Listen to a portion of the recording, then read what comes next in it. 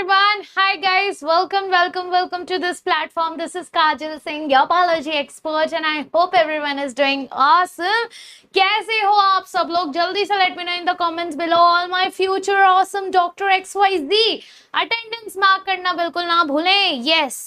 जल्दी से अपना अटेंडेंस मार्क कर लें. Today is our lecture number 3 on evolution और आज हम कवर करने वाले हैं adaptive radiation and biological evolution.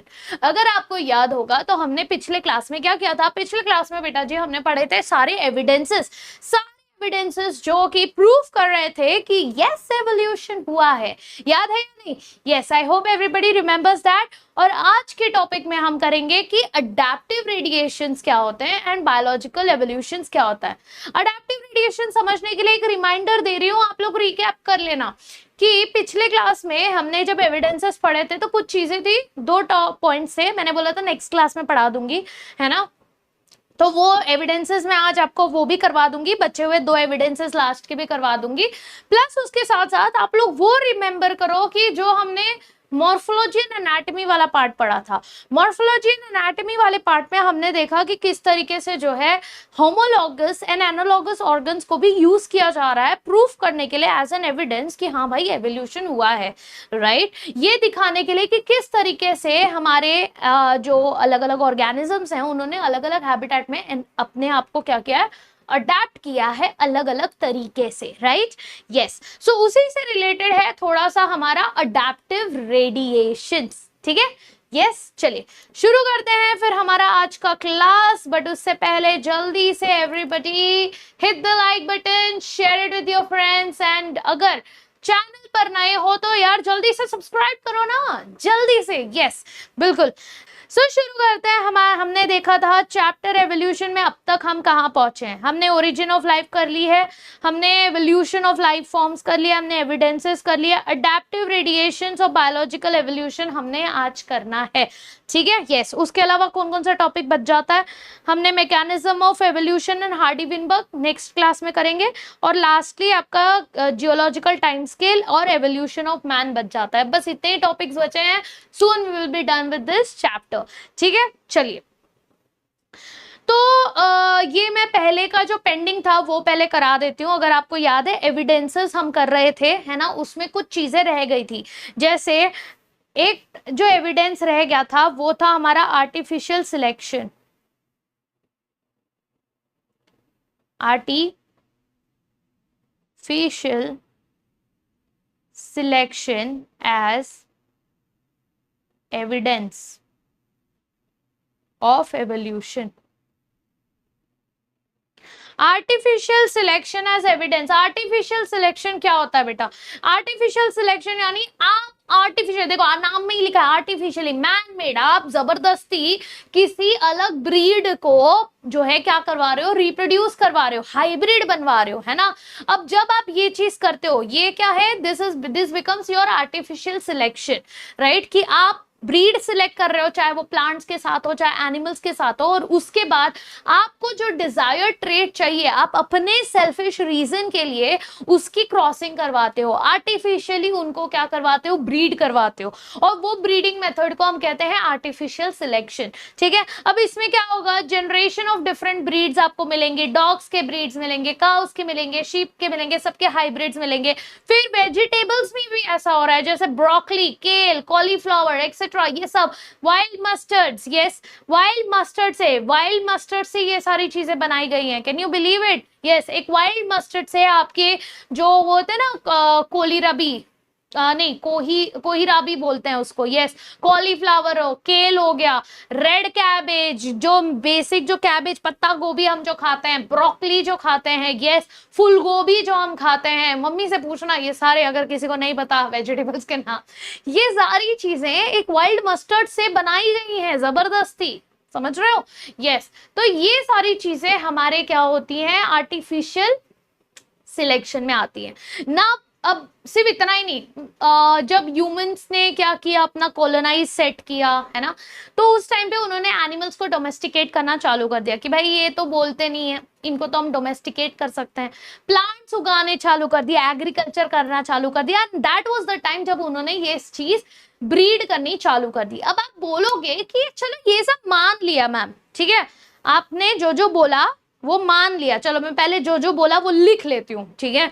तो हमने क्या क्या बोला, यस, हमने आर्टिफिशियल सिलेक्शन के बारे में बोला ना। आर्टिफिशियल सिलेक्शन होता क्या है? आर्टिफिशियल सिलेक्शन होता है सिलेक्टिव ब्रीडिंग करना, सिलेक्टिव ब्रीडिंग ऑफ प्लांट्स और animals for desired traits. Desired traits के लिए प्लांट्स और एनिमल्स का ब्रीडिंग करवाना, इसको कहते हैं आर्टिफिशियल सिलेक्शन, है ना। अब ये आर्टिफिशियल सिलेक्शन हम क्यों कर रहे हैं? अब जैसे जैसे लोगों ने एग्रीकल्चर, डोमेस्टिकेशन ये सब चालू किया, लोगों ने अलग अलग अपने यूज के लिए अलग अलग ब्रीड्स बनाए। अब सवाल वो आता है कि आखिर ये ह्यूमंस कर सकता है? यस, अगर ह्यूमन कुछ ही सालों में, with in hundreds of years, man ने इवोल्यूशन करके ये कर लिया, तो आपको क्या लगता है नेचर नहीं कर सकता? नेचर हाँ बहुत चंटे है, हमसे बहुत आगे है नेचर। यस, अगर हमें ये लगता है कि भाई हमारे ह्यूमंस ने 100 ऑफ इयर्स में ये इतना एवोल्यूशन दिखा लिया, इंडस्ट्रियलाइजेशन कर लिया, हाइब्रिडाइजेशन कर लिया, तब क्या नेचर नहीं कर सकता? नेचर के पास तो मिलियंस ऑफ इयर्स थे, डेफिनेटली कर सकता है कि नहीं। इसीलिए इस चीज को यूज किया गया एज एन एविडेंस। समझ में आया? Yes, so it is argued that if within hundreds of years, hundreds is a wrong English, yes, 100 of years, man, एक human could create new breeds, then could not nature do the same thing? Have done the same over millions? उनके पास तो भाई million of years थे, है कि नहीं? Yes, समझ में आया? समझ में आया कि इसको क्यों एज अ एविडेंस रखा गया एट द फर्स्ट प्लेस, ठीक है। यस, ये एक चीज थी। अब आते हैं दूसरे इस पे जो कि बहुत इंपॉर्टेंट है, जो कि आज के क्लास के लिए भी इंपॉर्टेंट है समझना, और वो है हमारा नेचुरल सिलेक्शन। नेक्स्ट एविडेंस जो था बेटा जी, यस, नेक्स्ट एविडेंस था हमारा नेचुरल सिलेक्शन, ठीक है। नेचुरल सिलेक्शन क्या है? इसको भी यूज किया गया as evidence, yes, evidence of evolution.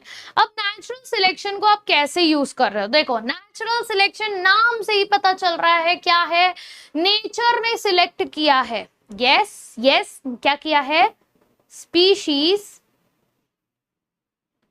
Selected by nature, हमारे नेचर ने ही इनका सिलेक्शन किया है, ठीक है। अब किस बेसिस पे किया है और ये किसने दिया है? यस, ये साइंटिस्ट नाम याद रखना, इनके लिए कौन है? Who talked about it? Darwin and Wallace. ये दो साइंटिस्ट जी हैं, हमारे चाचा मामा जी, डार्विन चाचा जी और वेलेस मामा जी, है ना। यस, इन दोनों ने मिलकर जो है बहुत अलग अलग टिप्पणियां की थी नेचुरल सिलेक्शन के ऊपर, ठीक है। अब नेचुरल सिलेक्शन, जैसे हमने बोला, नेचर सिलेक्ट कर रहा है, तो नेचर किसको सिलेक्ट करेगा? उसको जो सबसे ज्यादा अपने आप को अडेप्ट करेगा, जो फटाक से अडेप्ट करेगा वो होगा नेचुरल सिलेक्शन में कहलाएगा, ठीक है। उसमें अलग अलग एग्जाम्पल्स है, जैसे best example, best natural selection वाला एग्जाम्पल है आपका इंडस्ट्रियल मेलेनिज्म, ठीक है। तो सबसे पहला जो आ जाता है, पहला best example, yes, industrial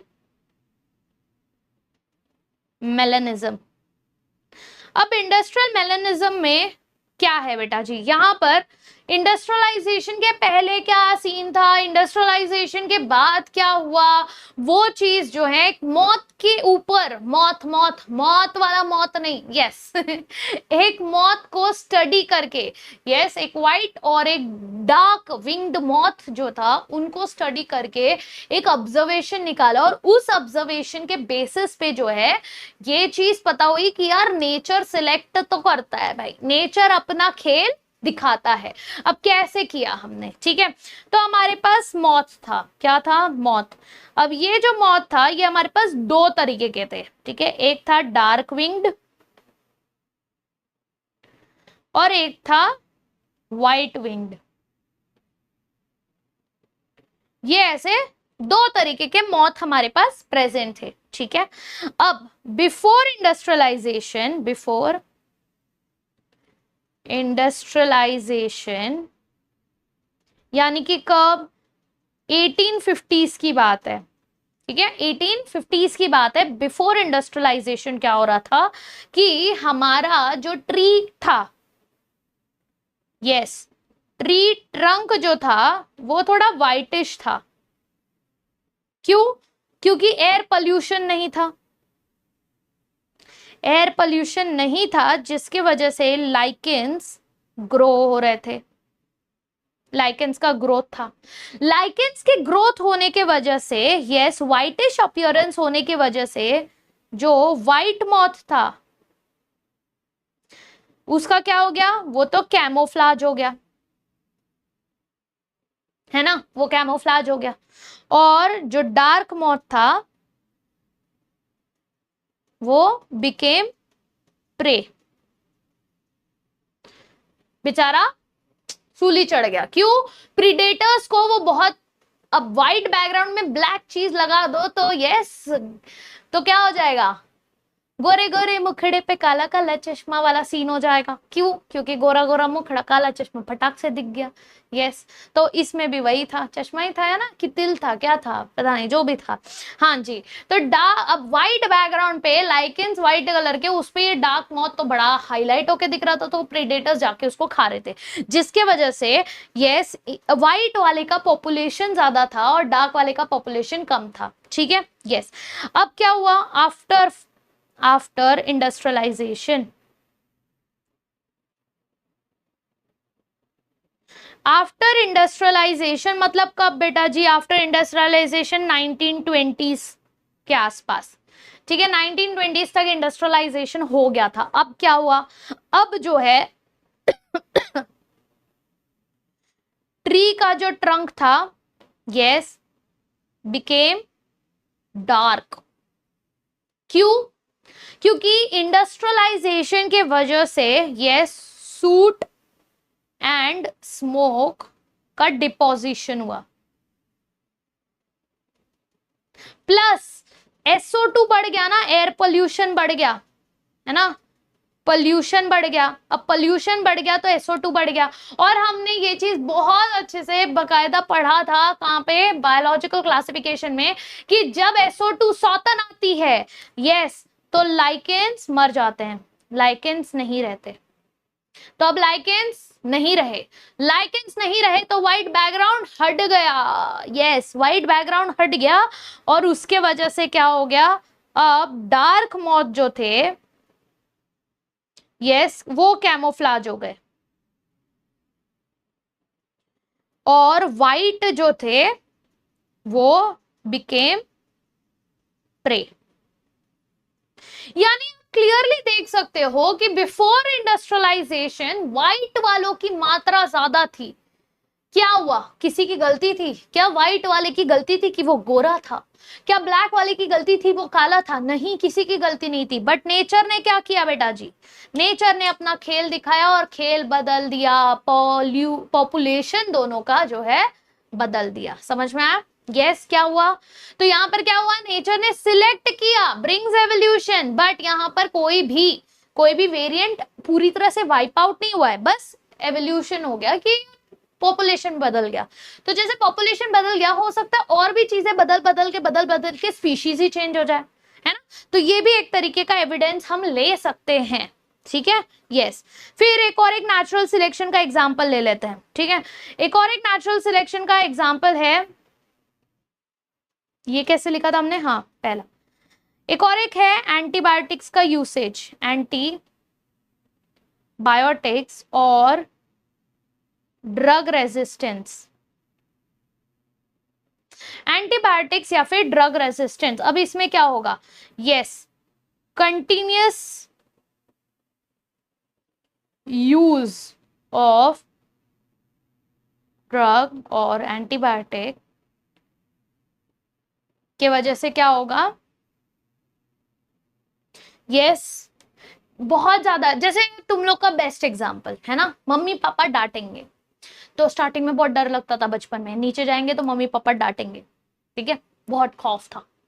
but फिर क्या हुआ, एक पॉइंट के बाद खौफ खत्म हो गया, अरे क्या होगा, ज्यादा से ज्यादा चलना 10 मिनट और खेल लेते हैं, ऊपर जाएंगे मम्मी पापा डांटेंगी, तो क्या हो गए, धीट बन गए हो आप। क्या बन गए हो, धीट बन गए हो। रोज रिमाइंडर देते रहो, बेटा जी पूरे बैकलॉग्स कवर करो, बिल्कुल भी बैकलॉग नहीं रखना है, रेगुलरली लेक्चर देखो। लेकिन आप लोगों का क्या है, हाँ ठीक है कर लेंगे ना, हाँ कर लेंगे ना, फिर एग्जाम टाइम पे रोते हुए आओगे, मैम रिवीजन नहीं हो रहा, रिवीजन नहीं हो रहा, क्यों, क्योंकि आप लोग धीट हो गए हो, रेजिस्ट हो गए हो, है ना, रेजिस्टेंट हो गया है। तो सोचो तुम्हारे साथ ऐसा हो सकता है, तो वो मक्खी, अभी देखो पहले के टाइम पे मोर्टीन का एड दिखा देता है कि एक कॉइल जलाया, सारे मच्छर झरझर झरझर झरझर झर करके नीचे गिर रहा है। अब देखो क्या होता है, अब वही कॉइल जलाओ, कॉइल के ऊपर आके पार्टी करेगा तुम्हारे सामने, तुम्हारे आंखों के सामने, यस, पकड़ नहीं पाओगे तुम उस मच्छर को, क्यों, क्योंकि रेजिस्टेंट हो गया है, यस, बराबर। तो इसके वजह से क्या हो गया, this lead to development of resistant resistance, ठीक है। इसके वजह से क्या हो गया, रेजिस्टेंस होने लगा। अब जो माइक्रोब्स हैं वो भी रेजिस्ट हो रहे हैं, भाई तुम एंटीबायोटिक खाते रहो खाते रहो खाते रहो, एक पॉइंट के बाद हम एंटीबायोटिक रेजिस्टेंट हो जाएंगे। तुम ड्रग्स डालते रहो, हम ड्रग्स रेजिस्टेंट हो जाएंगे, ठीक है। यस, फिर सेम चीज प्लांट्स के साथ भी होता है कि तुम हर्बिसाइड्स डालते रहो, यस, हर्बिसाइड्स रेजिस्टेंस, यस, आप हर्बिसाइड डालते रहे कोई फर्क नहीं पड़ेगा, वो फिर भी ग्रो होगा, ठीक है। हर्बिसाइड्स हो गया, पेस्टिसाइड्स हो गया, सबके साथ यही होगा, ज्यादा डालोगे तो वो धीट बन जाएगा, ठीक है। Yes, clear. तो ये सब क्यों हो रहा है बेटा, ये इसीलिए हो रहा है because there was an involvement and actions of man, है ना। ये सब किसकी वजह से हो रहा है, इंसान के एक्शंस की वजह से, and that's why this is called as, yes, because, yes, all of it is due to action of man, hence it is called as, इसीलिए इसको क्या कहते हैं, इसको हम कहते हैं एंथ्रोपोजेनिक एक्शन, इसीलिए हम इसे कहते हैं एंथ्रोपोजेनिक एक्शन, यानी कि ये मैन मेड के वजह से ये नेचर ऐसा सिलेक्ट कर रहा है। समझ में आया, चल ये तो हो गया हमारा, ठीक है, इंडस्ट्रियल मैकेनिज्म आपको अच्छे से समझ में आ गया। अब बात करते हैं अडैप्टिव रेडिएशन पे, अब आते हैं मेन आज के टॉपिक पे। एविडेंसेस क्लियर हो गए, मेरे को नेचुरल सिलेक्शन अच्छे से डिस्कस करना था तो वो हो गया। अब अडैप्टिव रेडिएशन पे आते हैं। अडैप्टिव रेडिएशन क्या है बेटा जी, देखो नाम से पता चल रहा है कि कुछ तो रेडिएशन हो रहा है, एक जगह से फैल रहा है ना। रेडिएशन क्या होता है, एक जगह से लाइट जलाई मैंने, फैल रहा है रेडिएशन। यस, यहाँ पर एवोल्यूशन की बात हो रही है, तो बट ऑब्वियस सी बात है एवोल्यूशन डिफरेंट स्पीशीज में अलग अलग ज्योग्राफिकल एरिया में फैलता है, उसको अडैप्टिव रेडिएशन कहते हैं। क्योंकि अडैप्ट कब करना पड़ता है, मैं अपना घर अगर चेंज कर लूं, यस, मैं अगर साउथ इंडिया में रहती हूँ, साउथ इंडियन से नॉर्थ इंडिया में चली जाऊं, तो मुझे जैसे अभी अगर मैं साउथ इंडिया में बैठी हुई हूँ, यस, इतनी कुछ खास ठंडी नहीं है, गर्मी लग रही है मुझे अब, लेकिन कोई बोलेगा चलो यार चल कश्मीर घूम के आते हैं, है ना, यस, और यहाँ से कश्मीर जाऊंगी, तो क्या मैं वही गर्मी वाले कपड़े लेके जाऊंगी, बिल्कुल नहीं, मुझे ठंडी वाले कपड़े लगेंगे, है कि नहीं। यस, तो ऐसे ही अगर कोई बोले यार शिमला चलता है, मुझे क्या लगेंगे, ठंडी वाले कपड़े। कोई शिमला में रहता है और बोलेगा चल यार कहीं पे जो है गर्म वाली जगह पे जाके आता है, यस, तो मुझे गर्म वाली जगह पे तो फिर मुझे वैसे कपड़े चाहिए। दैट मीन्स व्हाट कि जब मैं ज्योग्राफिकल एरिया चेंज कर रही हूँ तो उस हिसाब से मुझे अडेप्ट करना पड़ रहा है, मेरी बॉडी को चेंज करना पड़ रहा है, and that is called as adaptive radiation. ठीक है, यस। सो ये कैसा होता है, this is process of evolution of different species in a given geographical areas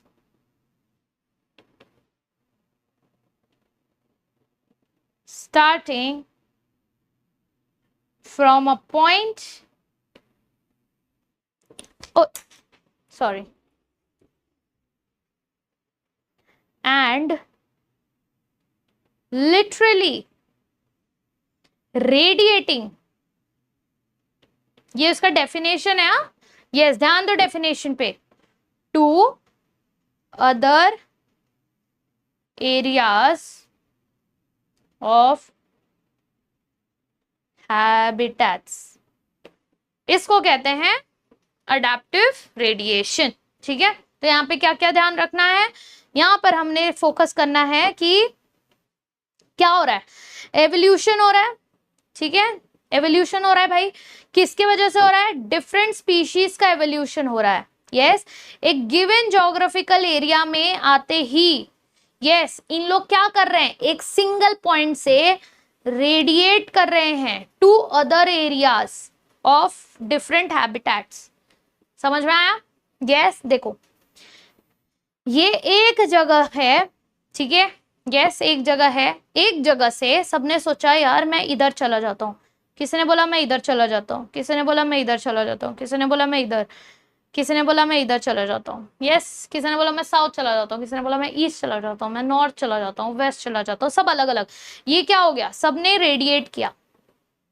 अब जब ये रेडिएट करेंगे अलग अलग जगह पे एक कॉमन लोकेशन से, यस ये कॉमन पॉइंट था, ये कॉमन पॉइंट से जब सबने रेडिएट किया तो अब ये डिफरेंट स्पीशीज दिखने लगे, है ना, इनमें डिफरेंट स्पीशीज दिखने लगे।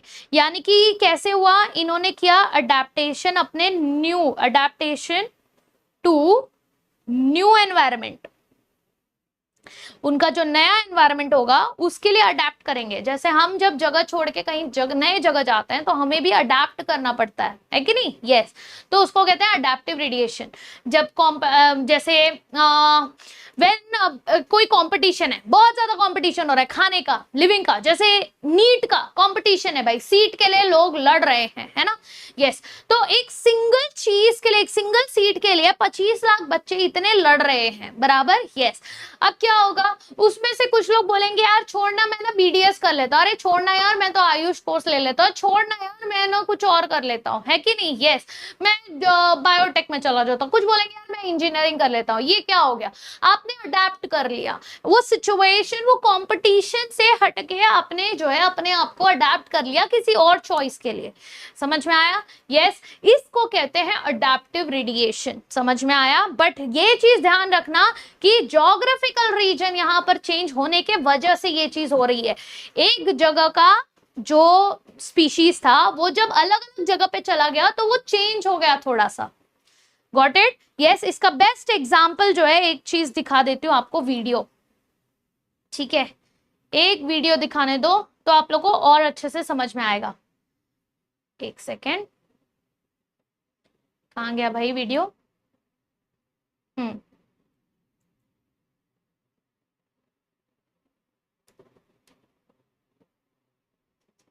यस,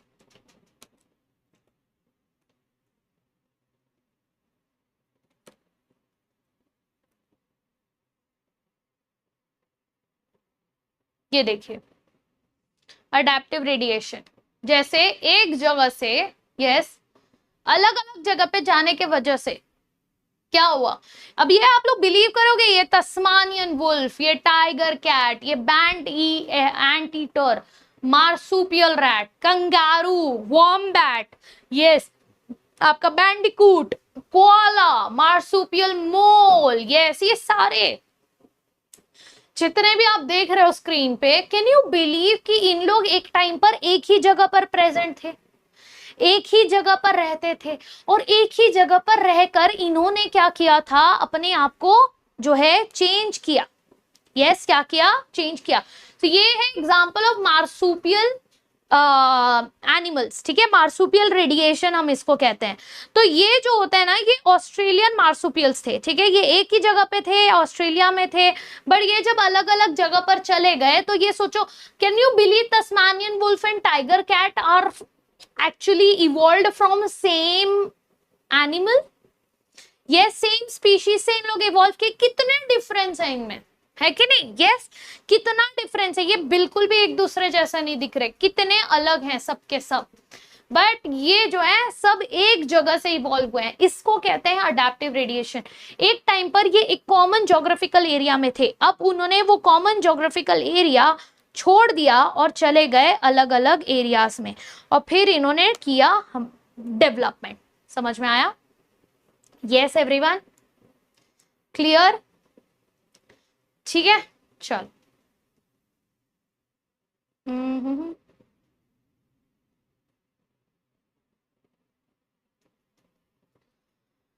ओके, आ जाते हैं, पहला एग्जांपल लेते हैं डार्विन के फिंसेस का। डार्विन का फिंस बहुत फेमस एग्जांपल है इस टॉपिक का, ठीक है, अडेप्टेशन का, क्योंकि डार्विन जी ने किया था ना भाई सर्च, तो ऑब्वियस सी बात है सबसे पहले वो पढ़ेंगे। तो डार्विन फिंस में क्या था कि बेसिकली डार्विन जी ने, हमारे चाचा जी जो थे डार्विन, यस, उन्होंने क्या किया, देखो बहुत सिंपल भाषा में बता रही हूँ, सब स्टेप वाइज लिख रही हूँ। डार्विन ने क्या किया, he studied flora and fauna, यानी प्लांट एंड एनिमल्स को स्टडी किया। कहां पे? गैलापागोस आइलैंड पे, गैलापागोस आइलैंड पे, ठीक है, गैलापागोस आइलैंड पे इन्होंने स्टडी किया। What is Galapagos island? कुछ नहीं, वेस्ट कोस्ट जो है साउथ अमेरिका का, वहां पर जो है नंबर ऑफ आइलैंड्स हैं, ठीक है, चेन ऑफ आइलैंड्स है गैलापागोस आइलैंड, ठीक है। उन्होंने बहुत ही अमेजिंग रेंज ऑफ क्रिएशंस देखा वहां पर, क्रिएचर्स, अलग अलग एग्जिस्टिंग क्रिएचर्स, और बहुत वैरायटी वाले क्रिएचर्स देखा, ठीक है। उन्होंने देखा there were many small black birds, तो he noticed many small black birds, ठीक है। और ये जो आइलैंड पे इन्होंने जो देखा, इन्होंने देखा कि इनके पास, yes, mainly differed mainly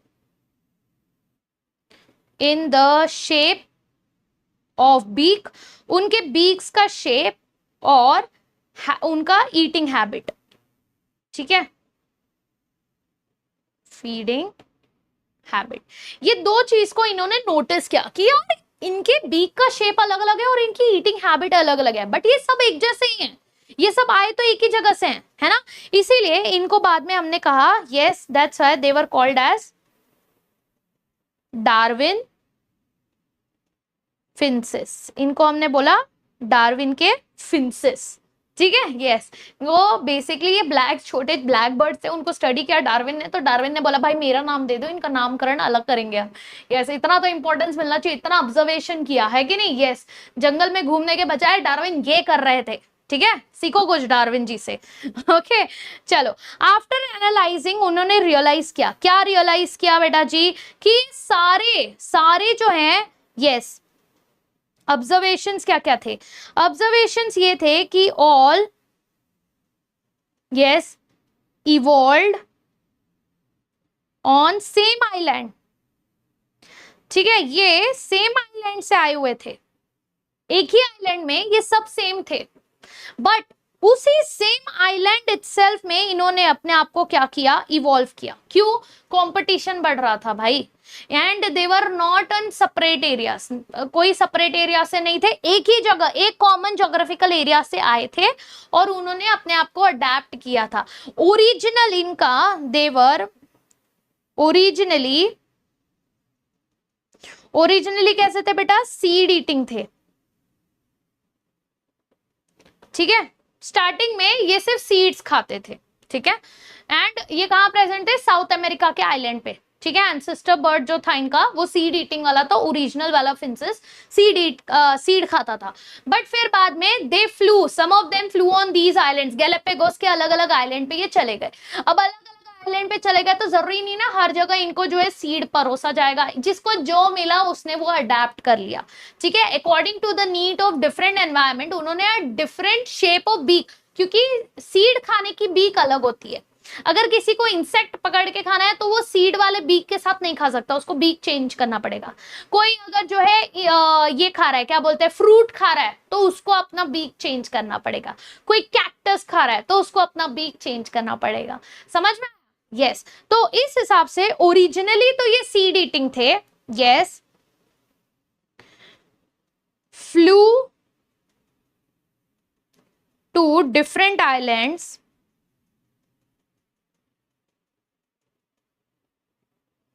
and adapted according to their needs। ठीक है, समझ में आया? Got it everyone? ऐसे वैरायटी मिली। Yes, so they saw variety of beaks of फिंसेस।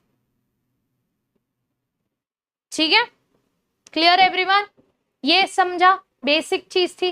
अब आते हैं हमारे वो जो मार्सुपियल्स हम बात कर रहे थे ना, मैंने जो दिखाया आप लोग को वीडियो, वो मार्सुपियल्स, ठीक है। सो बेसिकली ये ऑस्ट्रेलियन मार्सुपियल्स थे। जैसे कि आपका यहाँ पर दिख रहा है ना, आपको यहाँ पर कोआला है, मार्सुपियल मोल है, कंगारू है, वॉम्बैट है, etcetera, originated from ancestor marsupials. तो ये आपके एक एंसेस्टर मार्सुपियल्स थे, ठीक है। और ये जो एंसेस्टर मार्सुपियल्स थे, यस, ये कहां से आए थे? यस, ये आइलैंड ऑफ ऑस्ट्रेलिया, ठीक है। आइलैंड ऑफ क्यों लिख रहे हैं? आइलैंड ऑस्ट्रेलिया से में ये सब प्रेजेंट थे। बट फिर इन्होंने क्या किया, फिर इन्होंने रेडिएट किया अलग अलग जगह पे, ठीक है। रेडिएटेड टू डिफरेंट हैबिटेट, और अलग अलग हैबिटेट में रेडिएट करने के वजह से यस, अब इनमें क्या आ गए, अब इनमें क्या आ गए, दे नाउ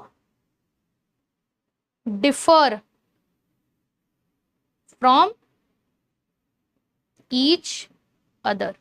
इतना डिफरेंस आ गया कि आप बिलीव नहीं करेंगे कि ये सब सेम कैरेक्टरिस्टिक से आते हैं। तो ये भी एक एग्जांपल है आपके अडेप्टिव रेडिएशन का।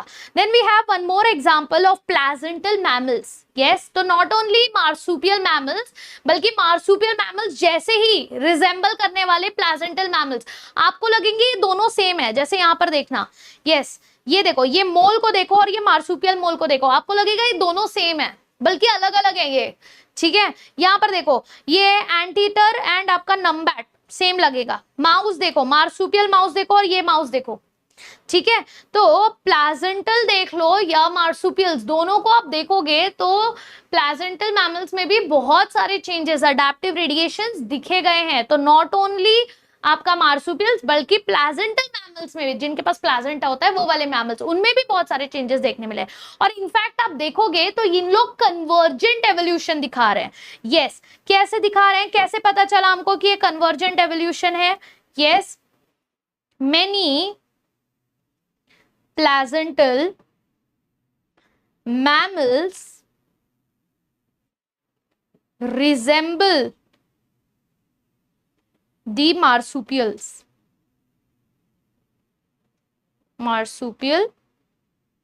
mammals,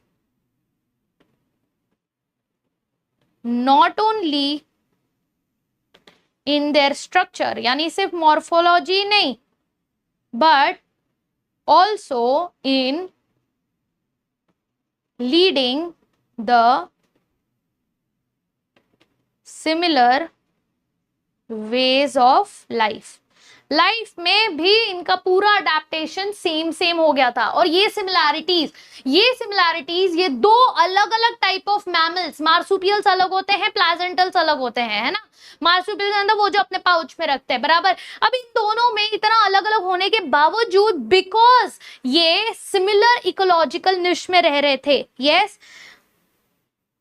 similarity, similar adaptations are due to, yes, living in similar ecological niche। एक जगह पर एक इकोलॉजिकल निश में रहने के वजह से, यस, निश में रहने के वजह से, तो इनमें कॉमन पॉइंट ये आ जाएगा कि भाई सिमिलर इकोलॉजिकल निश में रहने के वजह से जो है ये लोग सेम दिखने लगे।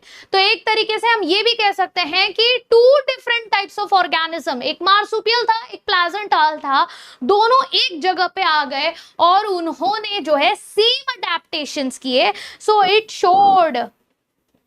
showed convergent evolution. इन्होंने क्या दिखाया बेटा जी? कन्वर्जेंट एवोल्यूशन दिखाया। क्यों? क्योंकि उतनी सिमिलैरिटीज दिखने मिल रही थी, इसीलिए। समझ में आया सबको? Yes everyone, is this clear? Cool. चलो, ये हो गया हमारा first half of the topic. Adaptive radiation आपको समझ में आ गया। एक लोकेशन से अलग अलग लोकेशन पे जा रहे हैं, तो अलग अलग लोकेशन पे जाने की वजह से इन्होंने अलग अलग अडेप्टेशन कर लिए। अब ये अपने ओरिजिनल टाइप जैसे नहीं दिखते। Simple, done, topic is done. अब बात करते हैं हम लोग बायोलॉजिकल एवोल्यूशन के बारे में, ठीक है, कि बायोलॉजिकल एवोल्यूशन क्या है। ओके, चलिए एक सेकेंड। हाँ जी, अब बायोलॉजिकल एवोल्यूशन क्या है बेटा जी? ये तो नहीं चेंज हो रहा मेरा, क्या हो गया?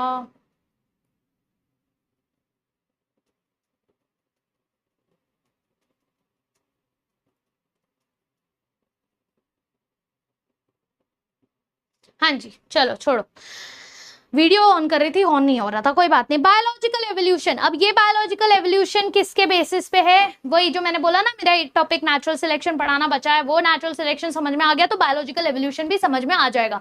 तो biological evolution, yes, this is basically evolution by natural selection. तो बायोलॉजिकल एवोल्यूशन में बेसिकली हम लोग नेचुरल सिलेक्शन के बारे में ही बात करते हैं, ठीक है। यहां पर ये चीज किसने दी? Yes, Darwin. डार्विन जी ने इस चीज पे फोकस किया कि भाई नेचर सिलेक्ट करता है, यस। और ये जो नया फॉर्म जो अपीयर होता है, yes, rate of appearance of new forms, जो नए स्पीशीज जो आ रहे हैं बेटा जी, ये नए फॉर्म्स जो आ रहे हैं, they are linked to their life cycle. कितने जल्दी पैदा हो रहे हैं, कितने जल्दी मर रहे हैं, कैसे उनका लाइफ साइकिल हो रहा है, उस पे जो है ये बहुत ज्यादा डिपेंडेंट है। अब कैसे? अब आप बोलोगे ये क्या बात हो गई? देखो, जब आप, जैसे हमने अभी डिस्कस किया ना कि ढीट हो जाते हैं, एंटीबायोटिक देते जाओ तो वो माइक्रोब ढीट हो जाएंगे। कैसे ढीट हो जाएंगे? क्योंकि अब वो जो माइक्रोब है उसको आप कंटिन्यूअसली जो है एंटीबायोटिक देते जा रहे हो, और वो माइक्रोब जो है बहुत फास्ट रेप्लिकेट कर रहा है। देखो, सबका लाइफ साइकिल अलग अलग होता है। हमने लिविंग वर्ल्ड चैप्टर में, याद करो, पढ़ा था, हमने पढ़ा था कि हर ऑर्गेनिज्म का लाइफ साइकिल अलग अलग होता है ना। जैसे माइक्रोब्स जो है डिवाइड करता है, जैसे इकोलाई का एग्जांपल ले लो, इकोलाई विद इन 20 मिनट्स जो है एक साइकिल पूरा डिवाइड कर लेता है। ह्यूमंस में एक सेल साइकिल, हमने सेल डिवीजन चैप्टर में भी पढ़ा था, एक पूरा डिवीजन करने के लिए हमको 24 आवर्स लगता है ना। सबका अलग अलग सिस्टम था, राइट। बट बैक्टीरिया की बात करें तो ये छोटे से हैं, इसीलिए ये बहुत जल्दी जल्दी जल्दी जल्दी रेप्लिकेट कर रहे हैं। तो यानी कि उनका लाइफ साइकिल भी छोटा है ना, फटाफट चेंज हो रहा है, नए नए जनरेशन। यानी लाइफ साइकिल मतलब क्या, वो अपने जीन्स को आगे कितना जल्दी जल्दी जल्दी पास ऑन कर सकता है, तो बहुत फास्ट मल्टीप्लाई कर सकता है, बराबर। तो ये जो नए फॉर्म्स आ रहे हैं ये इनके लाइफ साइकिल पे डिपेंड करते हैं, क्योंकि जब आप माइक्रोब्स को लो, माइक्रोब्स डिवाइड फास्टर, यस, तो that means they have the ability कि वो मिलियंस ऑफ इंडिविजुअल्स जो हैं आगे बना सकते हैं विद इन आवर्स, जिसकी वजह से वो अपने जीन्स को बहुत जल्दी जल्दी जल्दी जल्दी ट्रांसफर कर सकते हैं, मतलब अलग अलग बदल सकते हैं।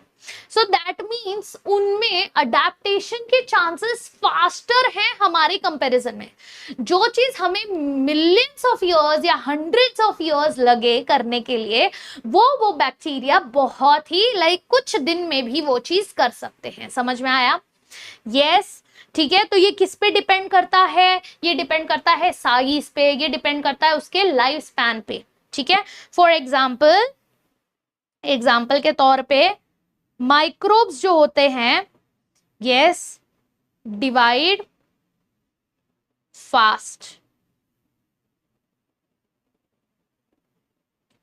faster and have ability to multiply and become millions, yes, to evolve faster। जो जितना जल्दी डिवाइड करेगा उतना जल्दी इवॉल्व होगा। सो दैट मीन्स यहां पर, और जो एवोल्यूशन है, यस, वो बेसिकली किस पे है कि सपोज किसी बैक्टीरिया को मैंने ग्रो किया दो अलग अलग इसमें, ठीक है, एनवायरनमेंट में, मीडियम में, दो अलग अलग मीडियम में। एक मीडियम वाला सरवाइव कर गया, एक मीडियम वाला सरवाइव नहीं कर गया। ये सरवाइव क्यों हुआ? जिसने अपने आप को रेजिस्ट कर लिया वो सरवाइव कर गया, जिसने रेजिस्ट नहीं किया वो मर गया, वॉश आउट हो गया। क्यों ऐसा? अब ये भी आप एक तरीके से बोल सकते हो नेचुरल सिलेक्शन है, जो जिसने सरवाइव किया। Yes, survival of the fittest वाली थियोरी है यहां पर, सर्वाइवल ऑफ द फिटेस्ट वाली थ्योरी यहां पर आ जाती है कि भैया जो सरवाइव करेगा, जितना जल्दी अडेप्ट करेगा, जितना जल्दी सरवाइव करेगा, वही नेचर उसको सिलेक्ट करेगा, उसके अलावा और कोई भी सिलेक्ट नहीं होगा। समझ में आया? Yes, branching, descent and natural selection, ये दो की कंसेप्ट्स हैं जो कि आपके डार्विन थ्योरी ऑफ एवोल्यूशन के लिए समझना इंपॉर्टेंट है। एक ब्रांचिंग डिसेंट यही है कि जितना जल्दी जल्दी जल्दी जो है डिवाइड करेगा, उतना जल्दी जल्दी अपने जीन्स को आगे पास ऑन करते जाएगा, और उतने चांसेस हैं उस जीन में चेंजेस आने के। यस, और वहीं पर सर्वाइवल ऑफ द फिटेस्ट वाला नेचुरल सिलेक्शन आ जाता है, ठीक है। तो यहां पर जो मेन पॉइंट आ जाता है वो है ब्रांचिंग डिसेंट,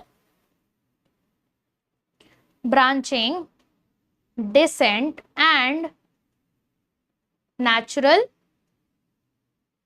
सिलेक्शन, ये दो की कंसेप्ट है आपके डार्विन के थ्योरी के, ठीक है। यस, अच्छा, सिर्फ डार्विन ने ये काम किया था क्या? बिल्कुल नहीं, डार्विन से भी पहले फ्रेंच एक नेचुरलिस्ट आए थे हमारे, लमार्क, यस, और उन्होंने थ्योरी दी थी लमार्किज्म थ्योरी, ठीक है।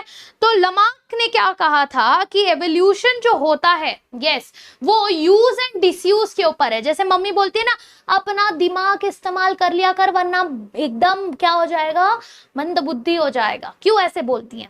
यस, क्योंकि ऐसा बोला जाता है कि अगर आप अपना दिमाग नहीं यूज करोगे, सिर्फ दिमाग की बात नहीं हो रही है, कोई भी ऑर्गन आपके बॉडी का अगर आप यूज करना बंद कर दोगे तो वो पूरी तरह से खराब हो जाएगा, ठीक है। तो अपना दिमाग इस्तेमाल करो ताकि वो खराब ना हो ठीक है, वैसे आपका दिमाग चलता रहता है, बट एनीवे, तो लमार्क ने भी यही चीज बोली थी। यस, लमार्क ने भी वही चीज बोली थी। Theory of inheritance of acquired characters proposed by Jean Baptiste they Lamarck, ठीक है। यस, बेसिक कंसेप्ट क्या क्या थे? उन्होंने बोला presence of internal vital forces. Internal vital forces बहुत ज्यादा मैटर करती हैं इस केस में, ठीक है। इन्होंने बोला भाई इंटरनल फोर्सेस तो चाहिए, जब तक इंटरनल फोर्सेस नहीं होंगी तब तक चेंजेस नहीं आएंगे किसी के बॉडी में, ठीक है। ये किसने बोला था? लमार्क ने बोला था। उन्होंने एग्जांपल दिया था जिराफ का, क्योंकि जिराफ अपनी गर्दन ऊंची करने की कोशिश कर रहा है, कोशिश कर रहा है, वो खींच रहा है, उससे तो नहीं हुआ, उसके आगे वाली जनरेशन ने भी वही किया, उसके आगे वाली जनरेशन ने भी वही किया, और प्लस उसने जो खींचा था उसका इफेक्ट कहीं ना कहीं उसके जीन पे पड़ा और उसने उसको ट्रांसफर किया, ऐसा लामार्क ने बोला। ठीक है, yes. Effect of environment and new needs, use and disuse of organs, inheritance of acquired characters and origin of new species, ये हमारे जीन बैप्टिस्ट लामार्क जी ने बताया था। यस, इधर इन्होंने बेसिकली एग्जाम्पल किसका दिया, जिराफ का। ठीक है, यस। तो ये कब आए थे, बिफोर डार्विन, डार्विन जी से भी पहले आए थे, बिफोर डार्विन हमारे लामार्क की थ्योरी आई थी। ठीक है, चलो इतना नहीं लिखते हैं हम लोग, बस बिफोर डार्विन लिखते हैं। ये कब आए थे, बिफोर डार्विन। इन्होंने अपने theory, yes, driven by use and disuse of organs, है ना, किसवे बेसिस पे था, use and disuse of organs के बेसिस पे इन्होंने अपनी थ्योरी दी थी, बोली थी। एग्जाम्पल किसका था, example giraffe, example giraffes who is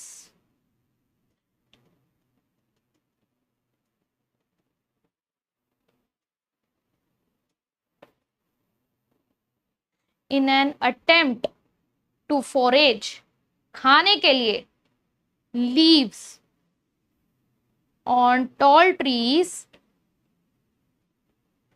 to adapt by elongation of their neck, अपने नेक को लंबा खींच खींच के इन्होंने बोला कि जिराफ ने अपने नेक को लंबा खींच खींच कर क्या कर दिया, लंबा कर दिया। मतलब पहले उनका नेक छोटे थे, ऐसा उनका कहना था, असम्पशन था। ठीक है, यस। तो ये स्टोरी को जब हम डिस्क्राइब करते हैं तो एक तरीके से देखा जाए तो ये बोल रहे हैं कि भाई एवोल्यूशन इस तरीके से होता है, एवोल्यूशन एक प्रोसेस है। क्या है, एक प्रोसेस है, मतलब एक प्रोसेस का रिजल्ट नहीं है, evolution itself is a process. ठीक है, ऐसा बहुत सारे अलग अलग थ्योरी के ऊपर डिबेट हुए थे। वैसे बाय द वे ये लामार्क की थ्योरी को पूरी तरह से डिसअप्रूव कर दिया गया था। यस, तो ये डिसअप्रूव कैसे हुआ था कि एक ने क्या किया, बोला कि उसको लिया था, क्या बोलते हैं, हमारे माउस को लिया था। ठीक है, माउस का पूंछ को काट दिया, माउस के पूंछ को काट दिया, फिर एक नया माउस आया, फिर उसकी पूंछ को काटा, फिर एक नया माउस आया, पूंछ को काटा। लेकिन ऐसा एक भी जनरेशन नहीं आया माउस का जिसमें कटी हुई पूंछ आई। तो वो थ्योरी एक तरीके से क्या कर रही थी, बोल रही थी कि यार लामार्क तुमने तो बेवकूफ बना दिया हमको। क्या कर दिया, बेवकूफ बना दिया भैया। क्यों, क्योंकि तुम्हारे हिसाब से तो एक जनरेशन को जो भी झेलना पड़ेगा वो आगे वाली जनरेशन को पास ऑन हो रहा है, बट मैंने तो हर इसका पूंछ काटा। ये पता है थ्योरी ऑफ जर्म प्लाज्म है, जो आपके एनसीईआरटी में तो नहीं है, बट ये मैं बता रही हूँ, वाइसमैन ने दी थी। ठीक है, वाइसमैन ने दी थी कि माइस के जनरेशन को पूंछ काटते जा रहा था बेचारा, वो कितने कितने कुर्बानी दी होगी माइस ने, बट एक भी माइस ऐसा पैदा नहीं हुआ था जो कि बिना पूंछ के पैदा हो रहा था। तो this is how he completely disregarded Lamarck's theory कि भाई ऐसा नहीं होता है। ठीक है, जस्ट बिकॉज तुमने एक जनरेशन को टॉर्चर किया इसका मतलब ये नहीं आगे वाली जनरेशन भी वैसी ही पैदा होगी। तो वो थ्योरी जो है पूरी तरह से डिसअप्रूव कर दी गई थी। ठीक है, ये वीडियो चलो मैं एंड में दिखा दूंगी आपको। ठीक है, समझ में आया। चलो, तो उसी बेसिस पे यहां पर इसी को कंटिन्यू करते हैं। अब सबने बोला कि भाई आपका जो है, अरे कहाँ लिखूं मैं, चलो यहीं लिख देती हूँ। यस, यस, सबने बोला कि क्वेश्चन आता है, इज एवोल्यूशन एक प्रोसेस है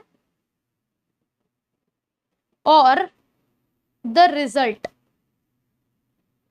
ऑफ अ प्रोसेस। ठीक है, जब इस पे डिबेट होने लगी कि भाई चलो मान लिया एवोल्यूशन तो हो रहा है, बट अब बताओ कि ये प्रोसेस है या एक रिजल्ट है प्रोसेस का, क्या है ये। तो इसको सॉल्व करने के लिए बोला कि जब हम डिस्क्राइब करते हैं स्टोरी ऑफ दिस वर्ल्ड, जब आप स्टोरी ऑफ दिस वर्ल्ड पढ़ते हो तब आप एवोल्यूशन को एक प्रोसेस की नजर से देखते हो। ठीक है, कि एक प्रोसेस है। बिग बैंग हुआ, यूनिवर्स आया, गैलेक्सीज बनी, मिल्की वे, आपका सोलर सिस्टम बना, गोला अर्थ बना, उस पे कैसे हुआ, तो ये प्रोसेस लगता है, ठीक है। On the other hand when we describe story of life on earth, जब हम पर्टिकुलरली अर्थ की स्टोरी पे बात करते हैं, तब हम ट्रीट करते हैं एवोल्यूशन को एज अ कॉन्सिक्वेंस ऑफ अ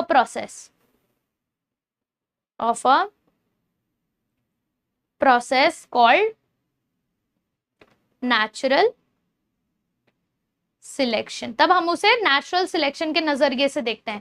आज अगर हम ऐसे हैं, क्योंकि डायनासोर्स एग्जिस्ट नहीं कर पाए, नेचर ने उनको सिलेक्ट किया, तो ये कॉन्सिक्वेंस हो गया, नेचर ने सिलेक्ट किया इसीलिए ऐसा हुआ। Got it? Clear everyone? Yes. चल, अच्छा, एक और एक चीज है जिसने डार्विन के वर्क को बहुत ज्यादा, मतलब बोलते हैं ना कि पॉपुलेशन पे काम किया था, जिससे डार्विन बहुत इन्फ्लुएंस हुए थे। यस, डार्विन जो है बहुत ज्यादा इन्फ्लुएंस हुए थे जब किसी ने पॉपुलेशन के बारे में पढ़ा था, और वो थे हमारे वर्क ऑफ थॉमस माल्टस। ठीक है, आ जाओ वो भी कर लेते हैं। तो यहां पर हम क्या करने वाले हैं, यहां पर हम पढ़ रहे हैं वर्क ऑफ थॉमस माल्टस।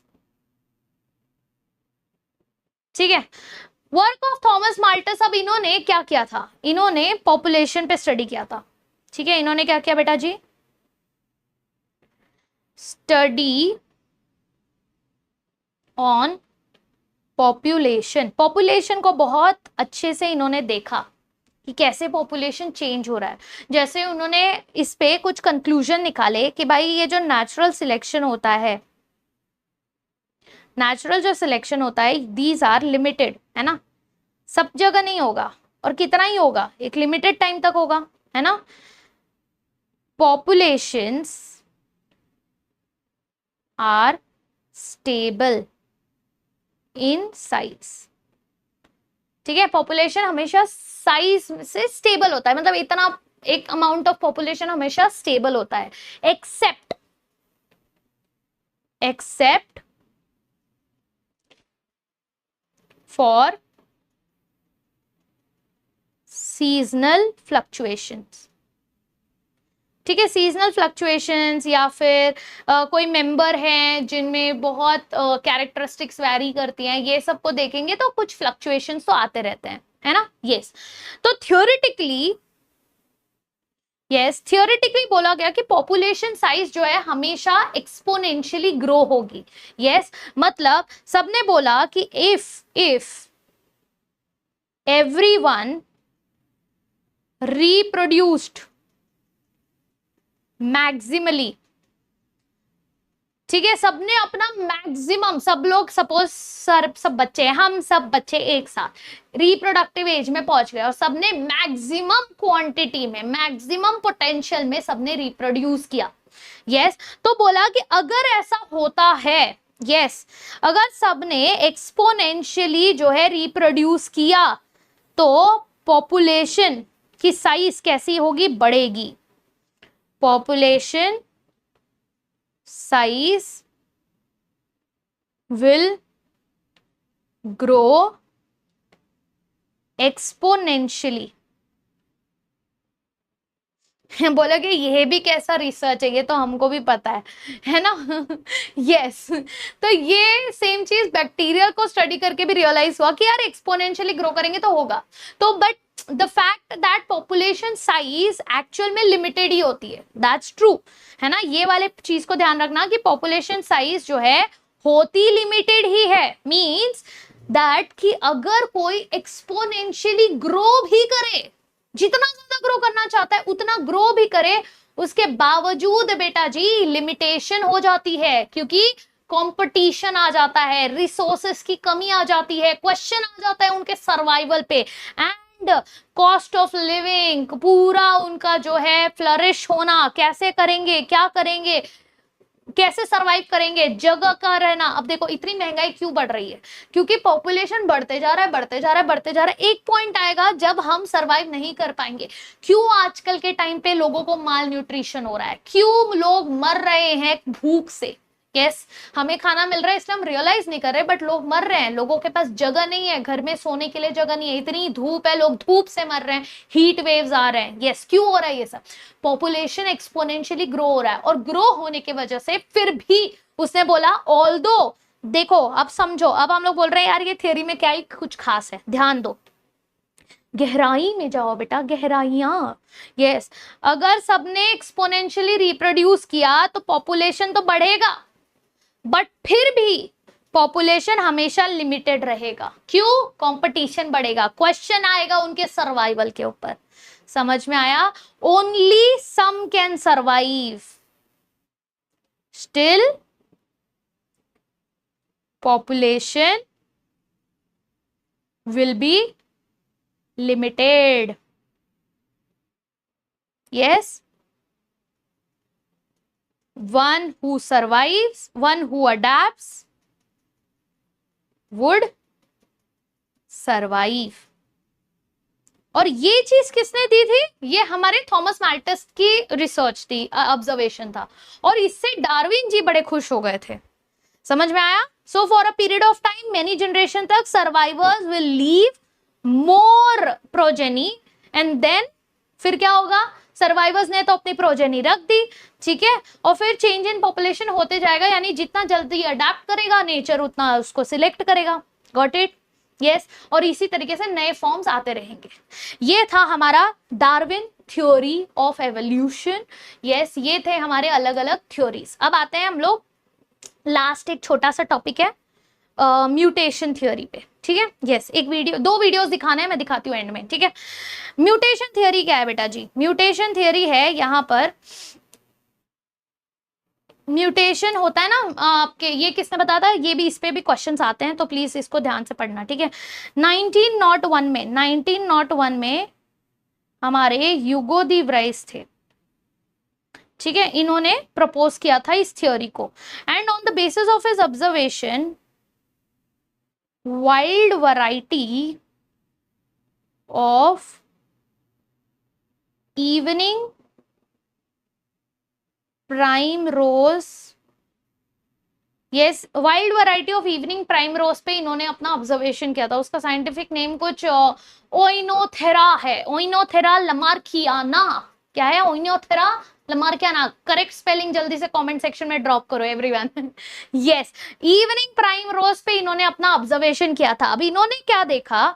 यस, कि according to mutation theory, observation था कि न्यू स्पीशीज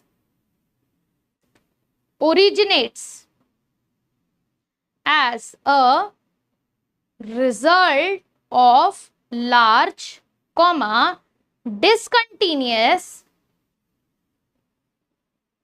variations which धीरे धीरे नहीं, suddenly appears suddenly। सडनली कुछ तो सुबह उठे कुछ अलग ही हो गया, सडन चेंजेस, जीन में सडन चेंजेस। मेन फीचर्स क्या क्या है ध्यान दो, ठीक है। आ जाओ, सारे पॉइंट कवर करेंगे। म्यूटेशन कैसे अराइज होता है?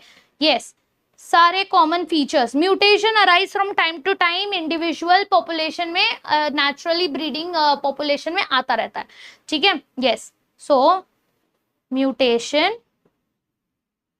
Arise from time to time, ठीक है।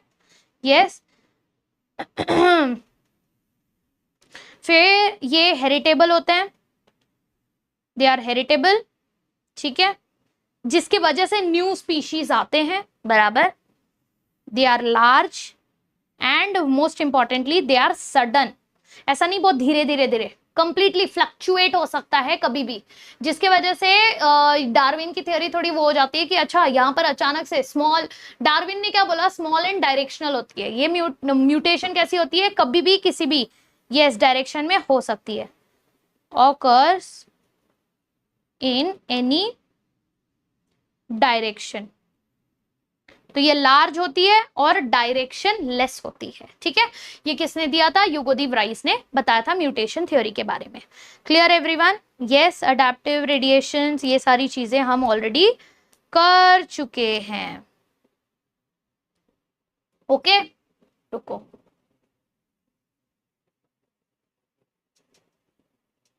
चलिए, तो जो मुझे वीडियोस दिखाने थे मैं वो फटाफट आपको दिखा देती हूँ, ठीक है, आ जाइए। ये देखिए, ये वाला वीडियो। लमार्क जी ने सोचा ऐसे ही छोटे छोटे बेचारे गर्दन वाले जिराफ होंगे, ऐसे ऐसे ऐसे कर रहे होंगे, ट्राई कर रहे होंगे कि कैसे तैसे पहुंच जाएं। फिर धीरे धीरे धीरे वो जीन्स जो है पास ऑन हो गए और फाइनली अब हमारे पास जो है लंबे लंबे गर्दन वाले जिराफ होते हैं। ठीक है, ये थी हमारी लमार्क की सोच। ओके, यस, बट जैसे मैंने बोला वो चीज बाद में कंप्लीटली डिस्प्रूव हो गई थी। ठीक, चलिए, फिर ये जहां पर हमने पॉपुलेशन की स्टडी की थी कि अगर सारे ऑर्गेनिज्म मिलकर एक्सपोनेंशियली अगर रिप्रोड्यूस करना चालू कर दें तो पॉपुलेशन तो बहुत बढ़ेगा, बट ये सारे पॉपुलेशन साथ में एग्जिस्ट नहीं कर पाएंगे। क्यों नहीं कर पाएंगे? क्योंकि कंपटीशन बढ़ेगा, खाने के लिए, जगह के लिए, रहने के लिए, रोटी कपड़ा मकान हर चीज के लिए कंपटीशन होगा और इसके वजह से वो एग्जिस्ट नहीं कर पाएंगे। समझ में आया सबको? यस, फिर आप ये भी देख लीजिए। यस, क्या दिख रहे हैं? क्या दिख रहे हैं बेटा जी? गोरिल्लास, चिंपैंजीज, ओह ये तो खड़े हो रहे हैं, ओह इवॉल्व हो रहे हैं। अरे ये थोड़े इंसानों जैसे दिख रहे हैं। अरे ये तो आदमी बन गया, क्या हुआ? क्या देख रहे हैं हम लोग? ह्यूमन एवोल्यूशन का वीडियो देखा है आपने जस्ट अभी? हाँ जी, बहुत ही प्यारा सा ह्यूमन एवोल्यूशन का वीडियो है ये। तो कैसे हुए ह्यूमंस इवॉल्व्ड, यही है हमारा अगला टॉपिक। ठीक है, तो हम नेक्स्ट क्लास में पढ़ेंगे, ये सारे टॉपिक्स कवर करेंगे। तो सब लोग जरूर नेक्स्ट क्लास अटेंड करना। आई होप आज का सेशन आपको अच्छा लगा होगा। yes, I hope you liked it, I hope you enjoyed it. hit the like button, let me know in the comments your feedback and मिलते हैं हम लोग नेक्स्ट क्लास में। till then, tadas, bye bye, take care everyone and keep imbibing. Keep imbibing. We believe in you.